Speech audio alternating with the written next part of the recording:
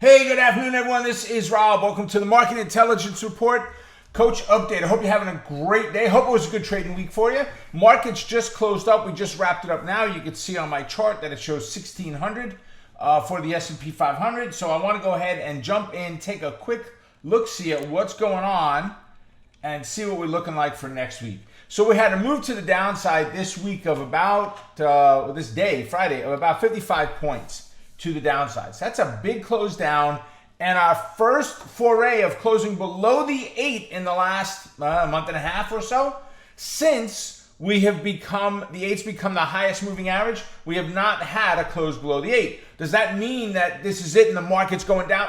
Crash! No, it has nothing to do with that. All that's telling us right now is it may be rest time. There are some key levels. Get a pencil out, write them down, certainly get them on your charts if you don't have them. I'll be going over and doing new fibs over the weekend in Power Option Plays. We'll do the analysis in there, so check it out. You'll see me talk about it in Power Hour on Monday, so make sure you go down below on the Market Intelligence Report and register for Power Hour coming up next Monday. And we're going to talk about that new fib, not only here, in multiple stocks where the Fibonacci's need to be redrawn. It's time. It's time to do it. All right, but let's go ahead and check out what's happened. So if you look at the last 5 days, 1, 2, 3, 4, 5, right here, 5 days, right? 5 days back, 8:15 is Monday. On Monday, we had a gap down and a great push, boom, chakalaka, right into that 4,300 level. Just what we were expecting to see. We knew it's a key level. The next day, we had a gap down and we ran above, and we got to hear kitty kitty just popping our head above the top of the tree, but then trees, and going, yeah, okay, there's nothing else to see up here. I'm at the top. And we go right back down. That's exactly what happened on Tuesday. Wednesday was a retest and a fail, gave us our first bearish day of the week. Thursday, we had a slight close up, but the bulls and bears fought. You can see it's about an equal sized candle. The wicks on Thursday, right here, Thursday, are about the same size. The body is about equal distant. So we didn't really get anybody winning on Thursday. Today, man, we just gap, boom, right on the open. We gap down, and what happens? We continue to run. A small little wick to the upside, but we continue to run. If we take today's candle off the charts, right, and go ahead, and if I snap a line right at where the moving average is today, right?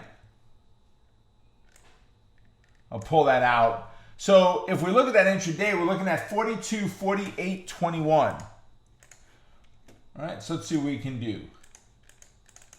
42.4821, right? Come on, baby, light my fire. There we go. 42.48.21. All right, so we burst right through it. Boom, boom. On the way down, right? Dang, dang, dang. Here we go. Big gap. Next candle down, next candle down. We pushed up a little bit for a retest and a fail. We didn't get a whole lot more after that for the day. That gap and run by 9:55 was the majority of the move on the day. All happened in that first 25 minutes of the day today. All right, so what are we looking at now for next week then? Well, we've got some downside support at 4,200. It is important. It's critical support in there. But you must, not should, not might want to think about it, not it may be a good idea. You must have these levels prepared. All right? And there are 3 separate lines that you can see. This is like an x-ray, the way it worked, right? It hid the black line in there. But you've got a 4,200 level. That is the first support level. Just down below that is 4181. That's the black line. That is a major, major Fibonacci level. I don't care if you don't understand it. Write it down. Put it on your charts. Folks, if you go back and look, not just the recent move, this move right here, all pressed into the 4181 for weeks, right? Or 2 weeks. We did it again for a week and a half, almost 2 weeks, before we finally broke to the outside. That 4181 level was critical. Absolutely critical. And then from the 4181, we've got a 4177.51, which is the top of the fib. All of them in the confluence, all right there, all critically important on your charts. So look for the moves down. As long as we can maintain above the green moving average, which is 21, and today is 41.57, we'll call it. As long as we can maintain above there, we're in a bullish neutral bias. I'm okay. We break on a close that 21 moving average, things are starting to shift. just a little bit. We don't want to be there. All right, for next week, keep in mind that you've got Mr. Miyagi talking. No, not Mr. Miyagi. Who do we have talking next week?